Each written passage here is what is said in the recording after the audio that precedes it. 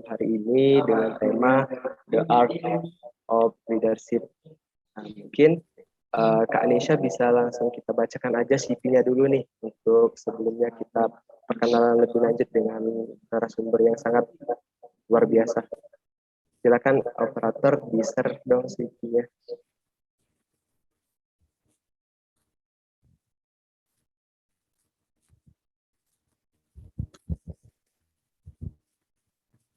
Wah, Kak Nabila telat nih kayaknya, bilang cakep. Oke, langsung aja ya. Sebelum kita memasuki acara inti, kita perkenalan dulu nih. Jadi narasumber kita malam hari ini yaitu Kak Muhammad Yogi DJ Prasetya atau biasa dipanggil Kak Yogi. Beliau merupakan lulusan dari Universitas Negeri Padang, D3 Teknik Pertambangan tahun 2013 sampai 2016 dengan IPK 3,10.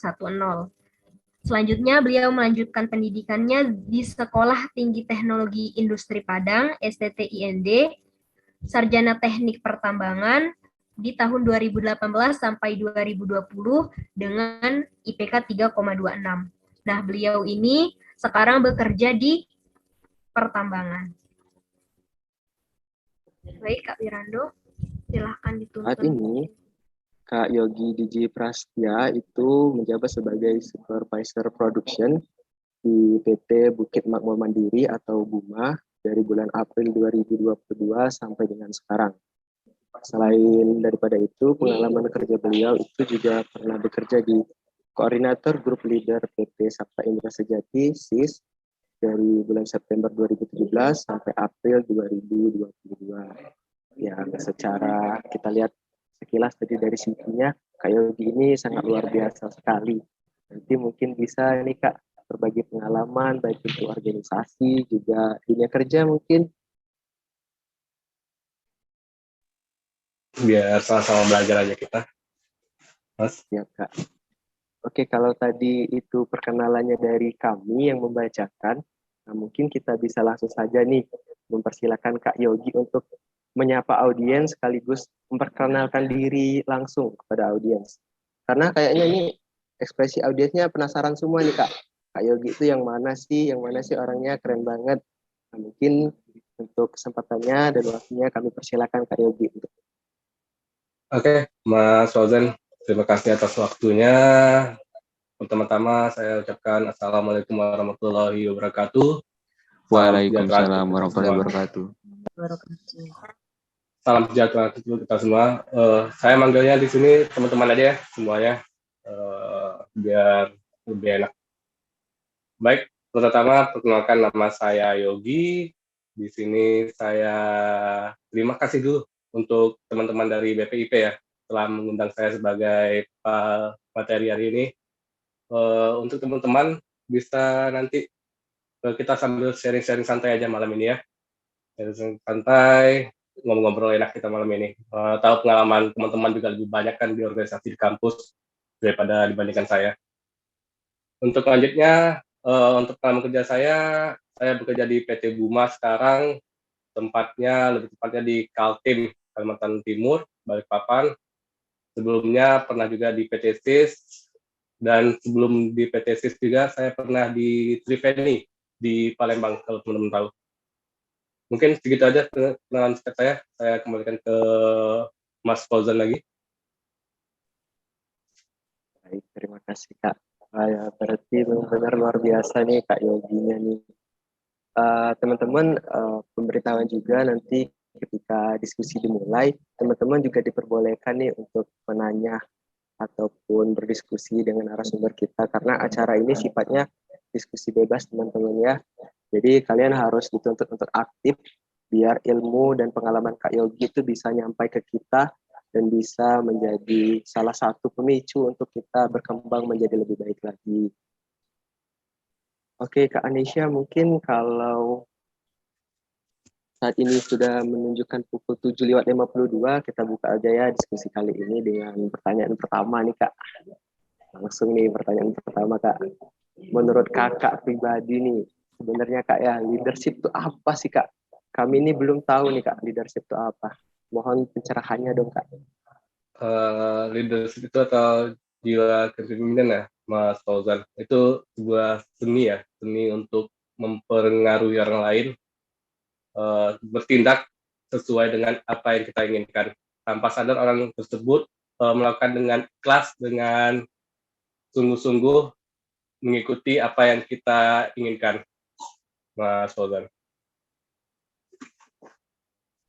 Dan di sebuah leadership itu kita nggak mempengaruhi umur, entah itu di bawah kita ataupun jauh di atas kita. Jadi kita jangan segan-segan buat kita kalau sebagai pemimpin jangan segan-segan kalau kita ingin membawai orang.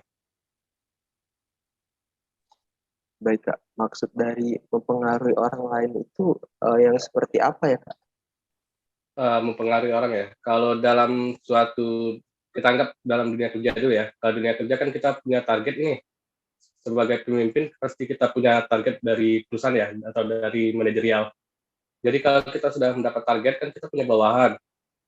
Jadi kita harus menyampaikan maksud dan tujuan kita ke bawahan kita, bagaimana melakukan sesuai dengan apa yang kita inginkan agar mendapat target atau tujuan yang kita inginkan juga. Atau dalam organisasi kampus, kalian ingin membuat acara. Di sana kan ada ketua panitia dan pelaksana sebagai macamnya dan jajaran bawah-bawahannya. Itu kan kalian sebagai ketua, kalian harus mempengaruhi bawahan atau teman-teman kalian yang sebagai anggota pelaksana ya, agar mengikuti acara yang kalian bikin agar berhasil buat ini ya, buat acara yang keberlangsungan acaranya.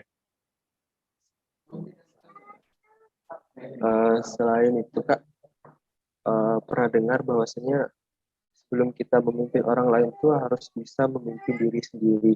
Nah itu kata-kata itu kalau menurut kakak bagaimana kak maksudnya? Sebelum kita bisa memimpin orang lain harus bisa memimpin diri sendiri ya. Kalau itu kan berdasarkan emosional kita ya sebenarnya. Kalau kita sudah bisa, kalau kita menjadi sebuah pemimpin ya, kita harus bisa mengendalikan emosi kita, entah itu emosi marah kita, senang kita, ketidaksukaan kita terhadap orang lain, kita harus bisa mengendalikan itu semua. Karena di sini kita bukan hanya diri kita sendiri ya, karena ada orang-orang lain yang kita harus kita ajak buat kerjasama dengan kita. Dan dalam suatu kepemimpinan pun ada seni ya, ada cara-cara ya, entah itu dengan otoriter atau diajak kerjasama tergantung situasi dan kondisional yang ada.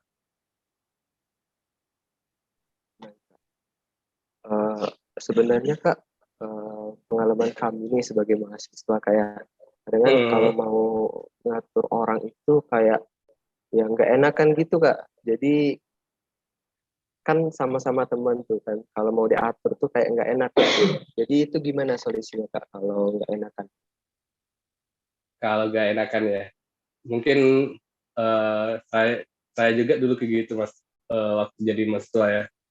Karena kan kita punya perasaan teman ya, gak enak nanti malah jadi bahan omongan teman-teman kita ya.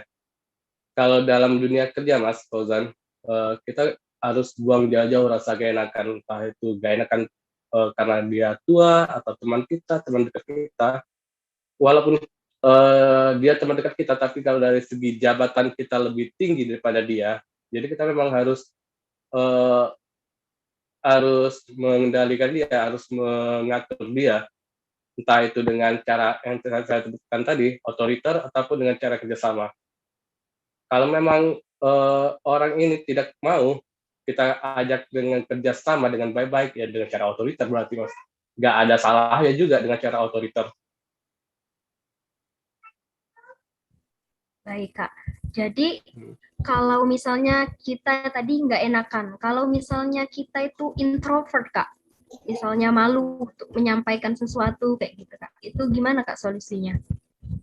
Malu untuk menyampaikan sesuatu. Menurut Mbak, saya introvert atau extrovert? Sepertinya extrovert kak. Salah. Sepertinya. Salah, Mbak. Saya sebenarnya introvert juga, Mbak. Di kampus, jujur ya, pengalaman saya di kampus untuk organisasi sih nggak ada. Hampir nggak ada pengalaman organisasi di kampus. Tapi dengan seiring waktu, kita sebagai sarjana teknik ataupun mahasiswa di sini dituntut, kalau kita sudah tamat pasti dituntut dengan ke perusahaan itu kita sebagai manajerial atau staf dari karyawan. Dan mau gak mau, kita harus siap menjadi pemimpin di perusahaan tersebut. Karena kan kita sebagai penghubung antara atasan dan bawahan kita. Dan pastinya bawahan kita tuh banyak, Mbak. Banyak. Itu gak termasuk entah itu mereka udah sarjana duluan karena memang skill mereka nggak ada, karena nggak naik apa, nggak muncul ini ya produktivitasnya dalam diri mereka, ataupun dari tamatan SMA ataupun SMP di bawah kita. Jadi memang itu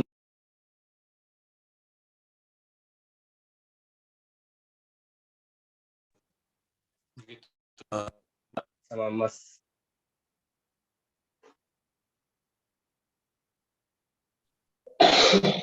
Baik, Kak. Kalau seperti itu, Kak, ya, contohnya di kampus itu, Kak, ya. Terkadang, Kak, kami itu bingung, Kak, memposisikan leadership atau kepemimpinan itu ketika kami itu menjadi anggota atau bawahan seperti itu, Kak. Nah, mungkin menurut Kakak sendiri, bagaimana sih, Kak, menempatkan leadership ketika posisi kita itu berada di bawah orang lain atau sebagai anggota seperti itu, Kak? Gimana, Mas? Bisa dua lagi pertanyaan, Mas? Ya, Kak. Apakah suara saya terdengar, Kak? Terdengar. Jelas. Ya. Kadang, Kak, kami di kampus itu bingung memposisikan leadership ketika kami menjadi seorang anggota atau bawahan seperti itu, Kak. Misalnya kita menjadi anggota ya, sebenarnya kan kita semua punya jiwa pemimpin ya, setiap diri kita masing-masing. Kalaupun kita di posisi anggota sekarang ini, dengan posisi yang ada, kita tuh harus menerima arahan juga dari yang di atas kita ya. Karena apapun yang mereka arahkan itu pasti yang sudah dipikirkan dengan yang terbaik buat keberlangsungan acara dalam suatu organisasi. Tapi kalaupun kita ada masukan-masukan positif, kita bisa menyampaikan kepada mereka atau atasan kita atau teman-teman yang di atas kita. Kalau memang ada masukan, sampaikan. Jangan diam-diam aja, nanti malah kita ngomong-ngomong di belakang, malah nggak enak jadi ya kan. Tapi memang kita harus bersuara untuk menyampaikan sesuatu itu. Nggak perlu jadi pemimpin, jadi bawahan pun kita harus menyampaikan juga apapun yang kita pikirkan. Asal selama itu dengan positif untuk kegiatan pada acara kampus ya. Lanjut ya, Kak. Jadi, Kak, bagaimana sih cara kita itu menumbuhkan dan mengembangkan sikap leadership itu, Kak? Menumbuhkan dan mengembangkan ya. Kalau untuk kampus, kalian memang harus ini, teman-teman memang harus berlatih di organisasi ya, karena organisasi, jujur, organisasi pasti banyak membantu untuk menumbuhkan jiwa leadership, jiwa sosial, dan untuk skill-skill yang lainnya untuk teman-teman setelah tamat kuliah nanti. Di dalam dunia pekerjaan, skill-skill yang ada dalam organisasi tersebut pasti kita gunakan selain secara teori ya yang kita belajar di dunia perkuliahan. Kak, karena ini sesi diskusi nih, Kak, ya, mungkin kita beri kesempatan dulu nih untuk audiens yang mau bertanya langsung ke Kak Yogi. Apakah ada? Silakan, kalau ada langsung raise hand saja ya teman-teman. Atau bisa bertanya juga di kolom chat.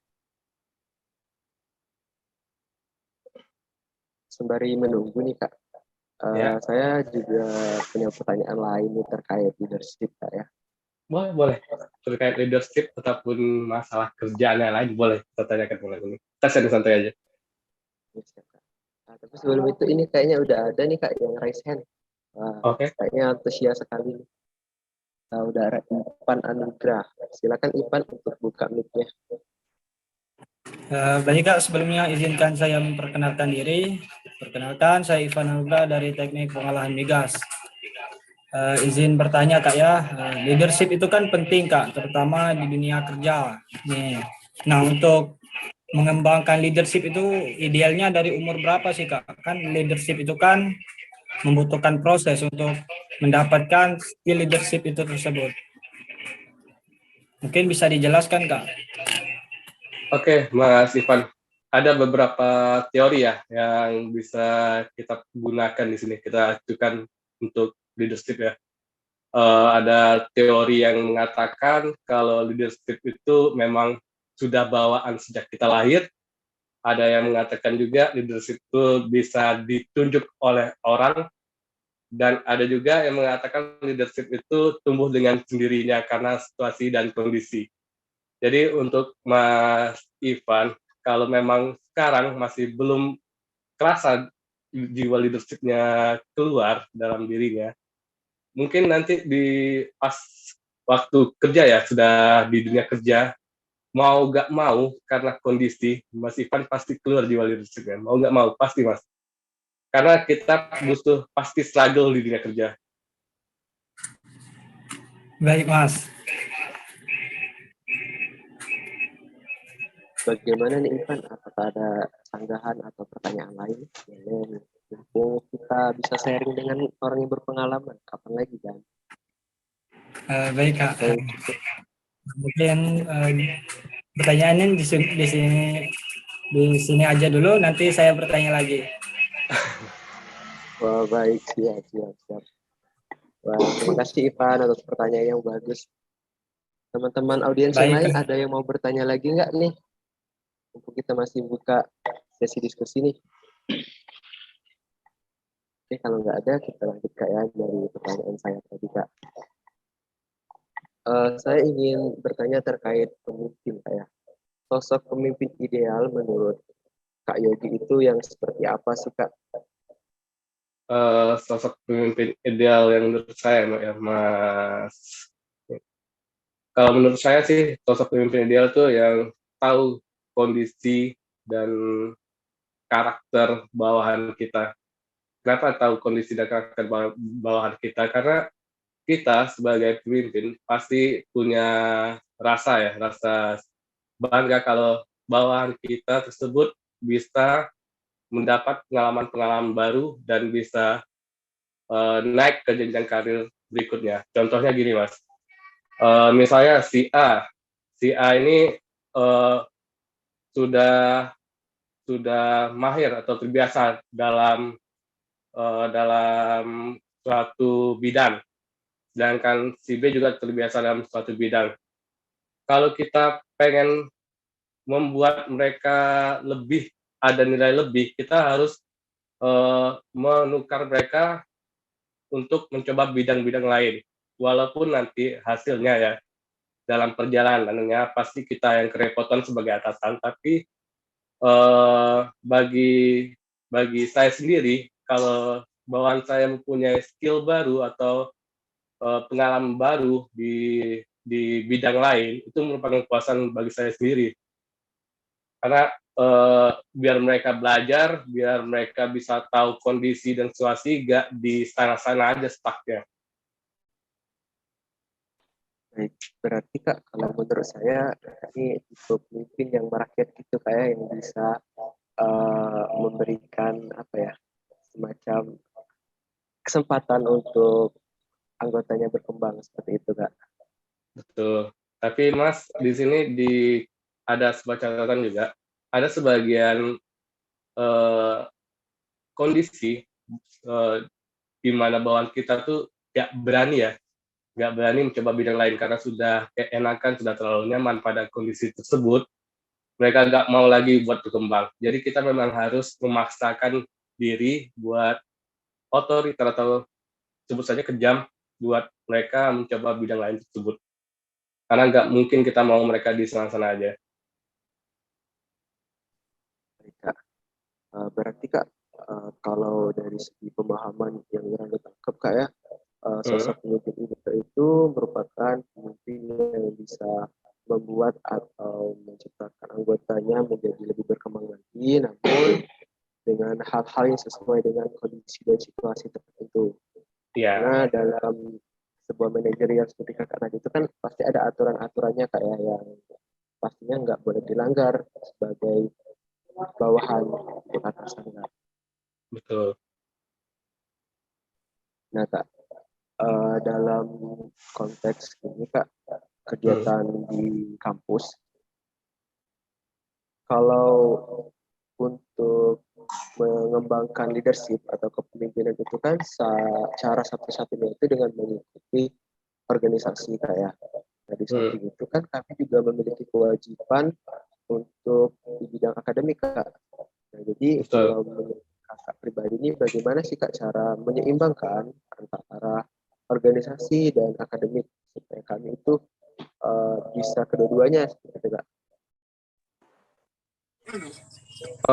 Untuk menyeimbangkan antara ini ya, antara akademik sama organisasi, yang perlu kita ketahui sekarang tujuan kita kuliah apa kita pasti di bidang akademik ya, bukan organisasi ya. Karena organisasi itu sebuah nilai plus saja bagi saya.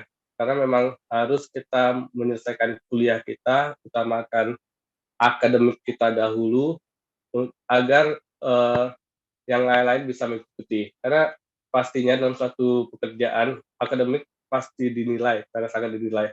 Dan apapun yang kalian pelajari di akademik, kurang ataupun banyak yang kalian pelajari, pasti bakal berguna di suatu kalian pada saat bekerja nanti.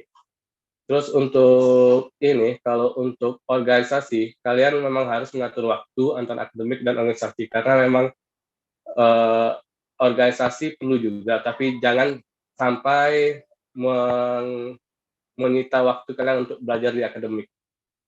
Karena organisasi ini sebagai pengasah aja, nanti di dunia kerja pun kalian pasti bakal dapat juga ilmu-ilmu yang ada di organisasi.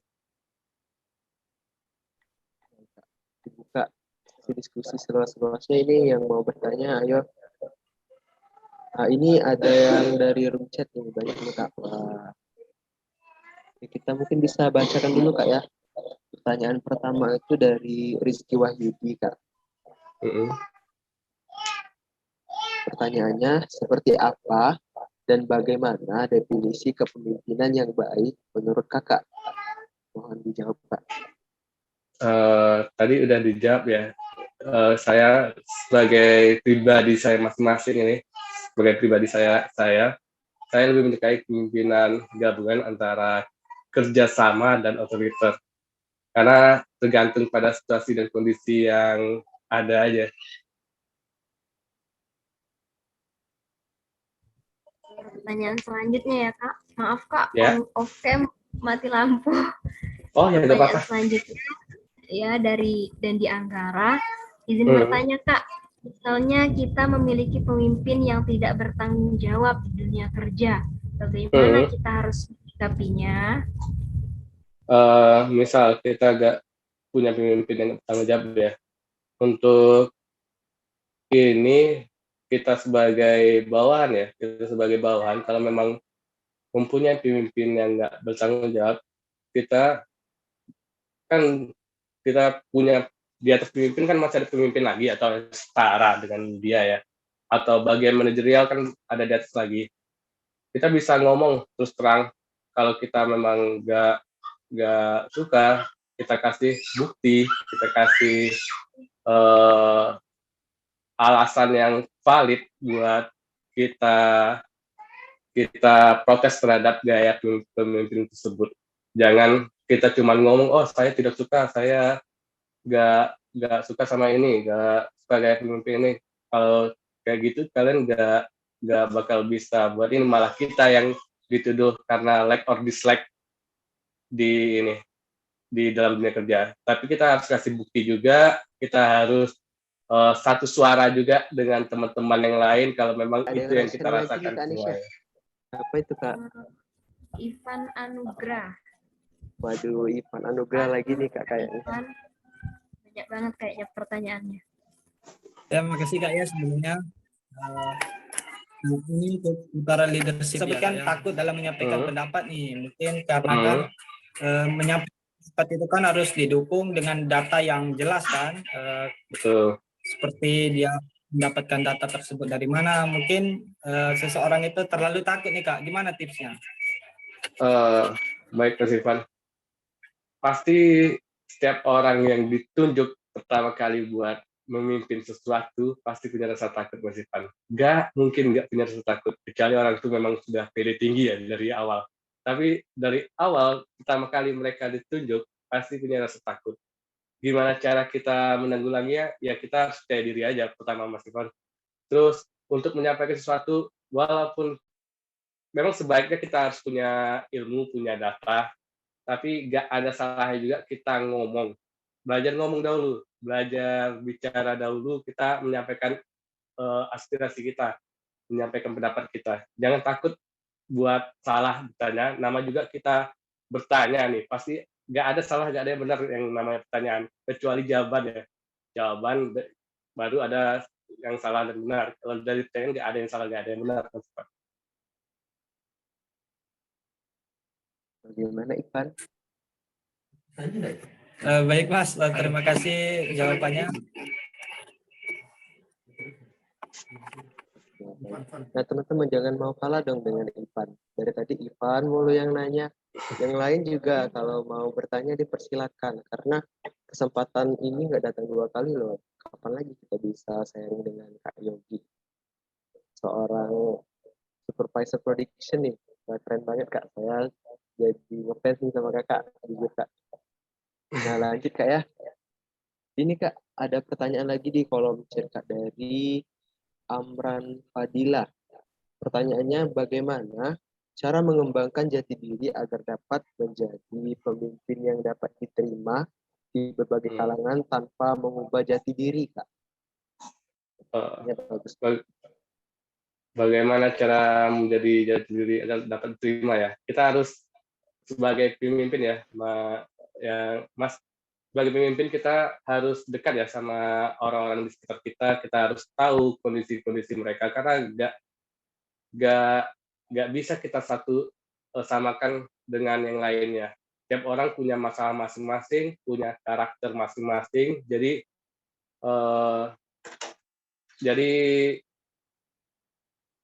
kita sendiri sebagai pemimpin yang harus tahu kondisi masing-masing bawahan kita atau yang kita bawahi ya.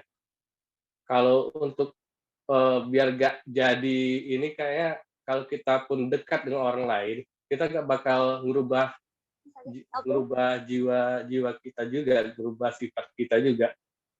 Kita kan di sini sebagai pemimpin pasti kita harus tahu kondisi-kondisi yang ada di sekitar kita. Karena setiap orang nggak bakal sama kondisi-kondisinya.